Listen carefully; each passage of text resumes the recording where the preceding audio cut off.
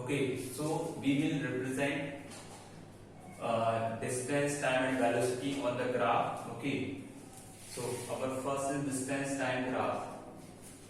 In this, on the x-axis we show time in second, on the y-axis we show distance in meter, and in this we show the velocity. Okay, velocity or speed. Okay, that is v.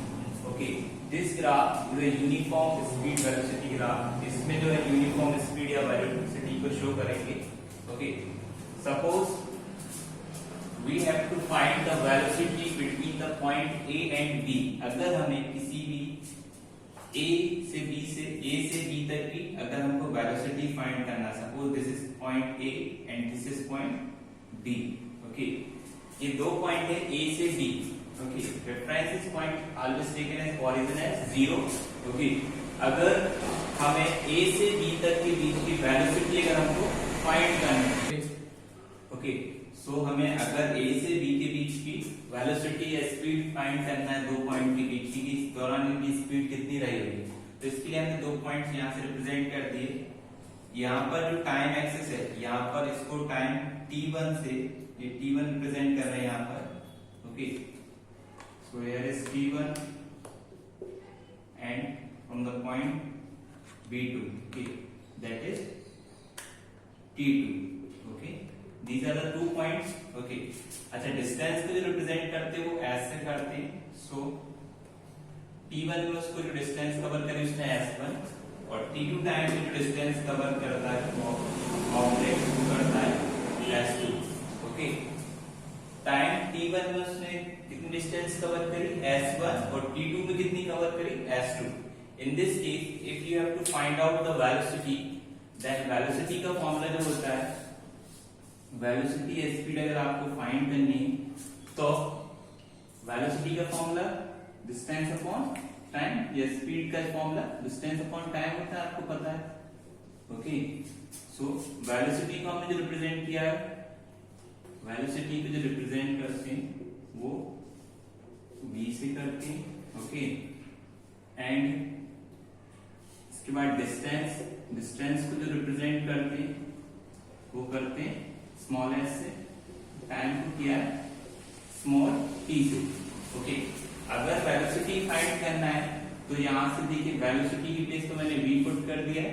Distance s2 से s1 के बीच की distance निकालनी पड़ेगी, मतलब a से b के बीच में उसने कितनी ट्रेवल करी डिस्टेंस, a से b पॉइंट. तो a पॉइंट ये था और b पॉइंट ये था, तो इस बीच उसने s1 से लेकर s2 तक क्या था, तो always take bigger value, that is s2 minus s1 upon time t1 से t2, मतलब फर्स्टली वो t1 टाइम कवर किया होगा उसने, देन t2, तो डिफरेंस क्या हो जाएगा इनके बीच में, t2 minus t1. Okay, so this is the formula to calculate the velocity of an object between the two points. अगर हमें दो पॉइंट के बीच की वेलोसिटी निकालने की बीच की वेलोसिटी या स्पीड क्या रही होगी, तो s2 minus s1 upon t2 minus t1. This is the formula to find out the velocity of an object.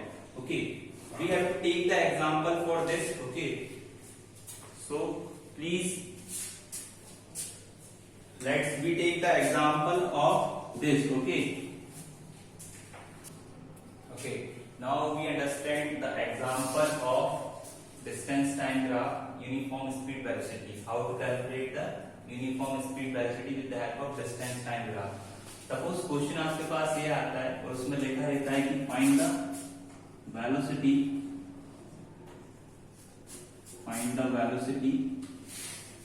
Between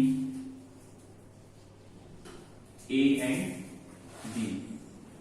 ठीक है, आपसे ग्राफ शो आएगा, सपोज ये ग्राफ आया आपको, उसमें लिख दिया find the velocity between A and B. अब आपको ग्राफ के थ्रू यहाँ पर वेलोसिटी फाइंड करना है. अब मुझे सबसे पहले यहाँ पर देखना पड़ेगा कि t1, t2, t3 है क्या. ओके, तो t1 की वैल्यू यहाँ पर कितनी थी, सॉल्व करते हैं. ओके, गिवन क्या दिया है, गिवन देख लेते हैं. गिवन s1 s2 देख लेते हैं. सबसे पहले s1 कितना दिया है, दैट इज 40. ओके, तो 40 मीटर। टाइम की यूनिट क्या होती है मीटर, सॉरी डिस्टेंस की यूनिट क्या होती है मीटर। नाउ S2 कितना दिया है, that is 80 metre. T1 that is 10 meter and T2 is that is 30 meter। Okay, अब गिवन हमको ये दिया है और हमें वेलोसिटी फाइंड करनी है बिटवीन ए और बी। तो वेलोसिटी का जो फॉर्मूला हो जाता है S2 minus S1 upon T2 minus T1। Okay, so when you put the values 80 minus 40 upon 30 minus 10, so you will get 40 upon 20 and B is equal to 22 so 2 meter per second, so you will get the velocity as 2 meter per second through this formula। So it is the formula to find out the velocity। Here given is T1, T2 is given and T2, S1 and S2 is also given, so you have to find the velocity with the help of this formula। Okay student, so we will also do some numericals related to this।